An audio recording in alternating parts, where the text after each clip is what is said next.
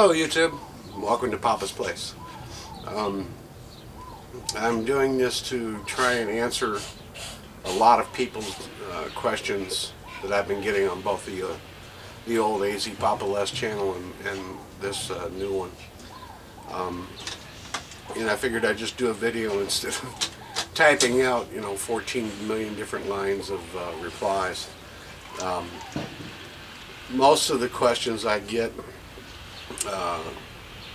or I get a lot of the same question is, what's my opinion on the shortage of different reloading components? After Sandy Hook, ammo and even certain, like AR-15 type rifles, the supply just dried up and went to nowhere, and the prices skyrocketed.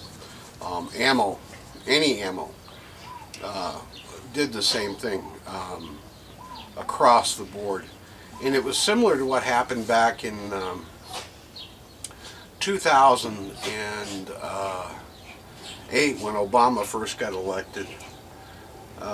Things went a little crazy for a while, and then after everybody kind of got their fill and had stocked up on enough, the supply freed up and prices came down and product became available again.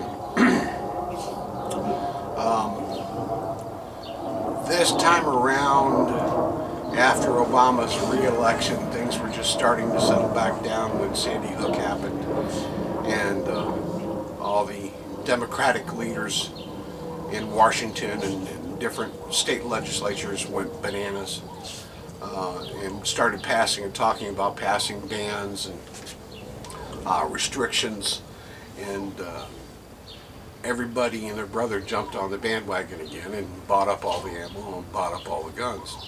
Well, when ammo goes away,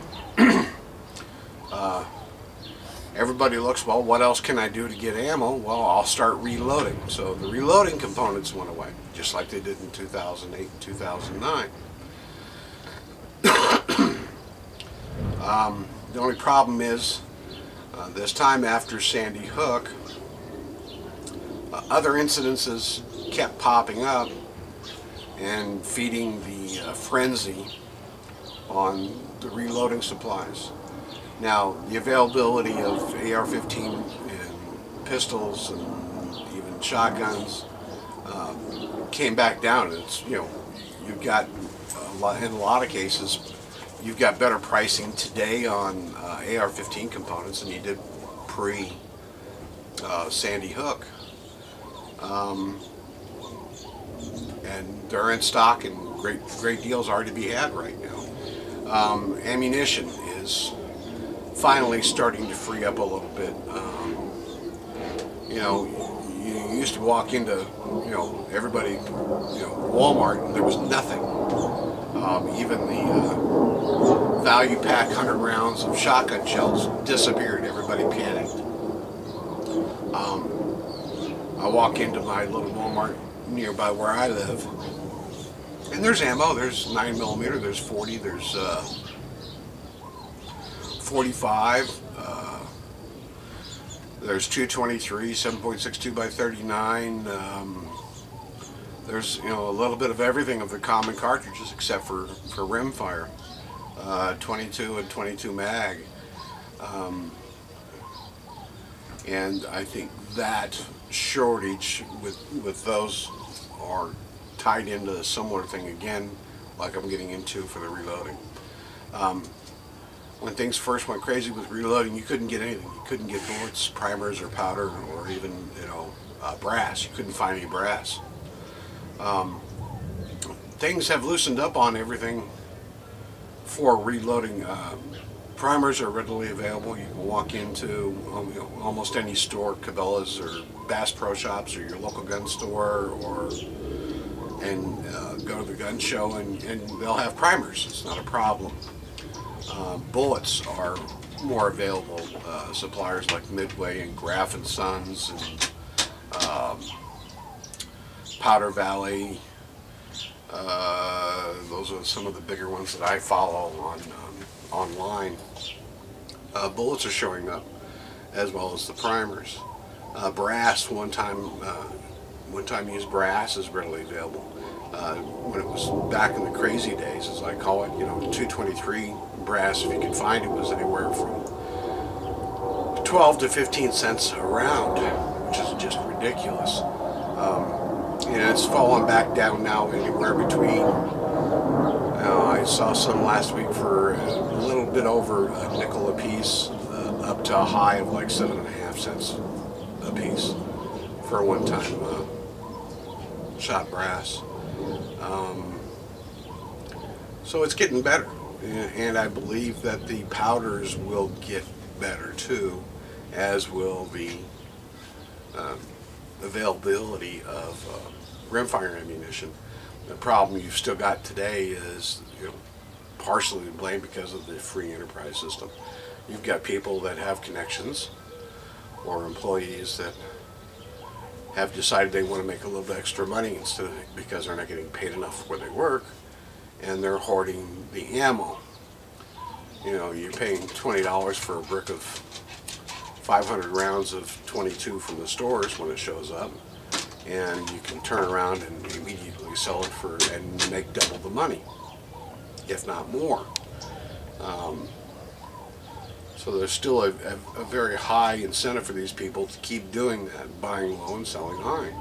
And it's just, if people would quit buying and paying the ridiculous prices for the 22 ammo from these profiteers or free enterprise people, depending on what you want to call them in your point of view, the prices would come back down. They'd start staying on the shelf in the stores a little bit longer for everybody to get. And the same thing is true with powders. I mean, here in Arizona we have an online classified called the Backpage. And I'm not sure if it's available all over the country or not, but it is here. And there's still a lot of people on there selling, 22 ammo and powder, reloading powder, rifle and pistol, shotgun powder, for ridiculous prices. They're paying, sub $20 for a pound of bullseye, and they're turning around and they're selling it for anywhere between 40 and 50 bucks. They're making money. And as soon as it shows up anywhere near them that they know of that gets powder on a regular basis, they turn around and sell it to somebody who's willing to pay the price. And unfortunately, there's enough people out there right now that are willing to pay the price that it's going to continue until that stops.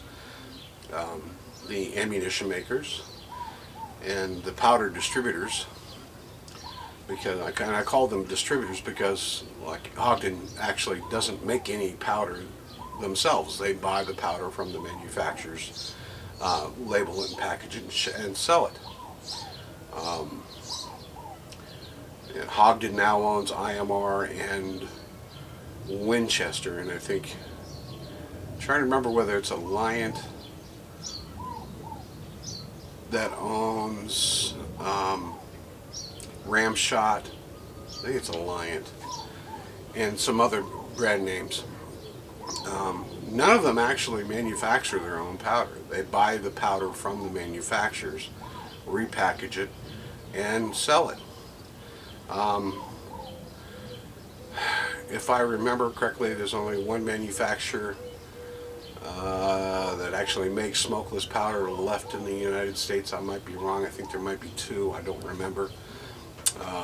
There's a bunch of powder that comes from Australia, and there's a bunch of powder that comes from Canada and from Mexico and from Europe. And those manufacturers are continuing to make as much powder as they can and selling it.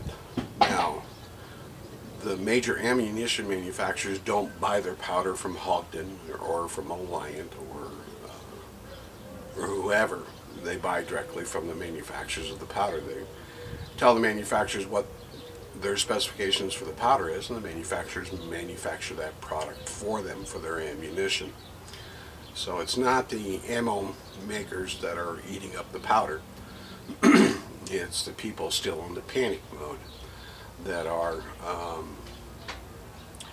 continuing to buy up everything and either stockpiling it or turning it around and making some additional money.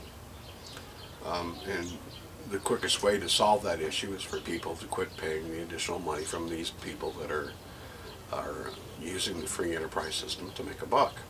It's that simple. Because the powder's there. It's you know, people are paying ridiculous prices for it, so they'll continue to do it. And until that stops, it's not going to get any better. It stopped right away with the ammunition. There aren't anybody out there now buying up all the 9mm and 40 and 45 ammo now at Walmart because nobody's paying the prices anymore.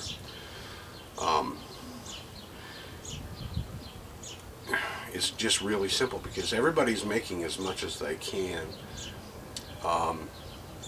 You've got certain people, even the gun manufacturers that ramped up, and the ammunition manufacturers that ramped up their production capabilities are now seeing where things are freeing up and people aren't, the frenzied buying has slowed down and now they've got excess. So they're going to start cutting back.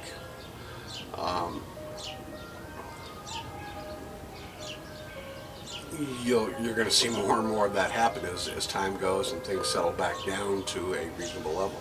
The other thing that has contributed to this, besides the panic mode, has just been the sheer number of new people.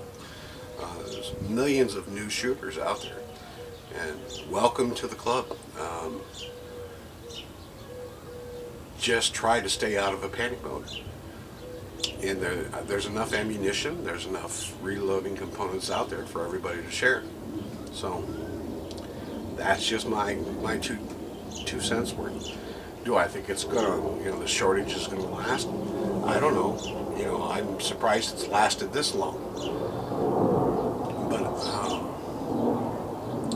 the crazies and the idiots that keep doing these shootings and stuff keep adding to that fire, adding fuel to the fire, and causing more and more people to continue to panic and stay in that panic mode, buying to make sure that down the road, if something were to happen and you wouldn't be able to buy ammunition, or you wouldn't be able to buy whatever, that they've got enough to get by for a while.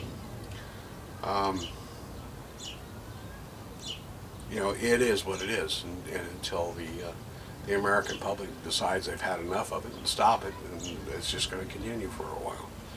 I'm hoping that it frees up by the end of the year. It would be great. We'll see how good my crystal ball is.